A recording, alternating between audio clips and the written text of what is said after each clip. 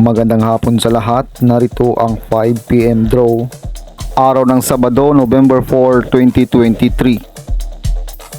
Para sa 2D Lotto, 25, 16 in exact order. Para sa 3D Lotto, 9, 9, 4 in exact order. Congratulations sa mga nanalo. Mag-like, subscribe para updated kayo sa mga susunod na draw. Maraming salamat at magandang hapon.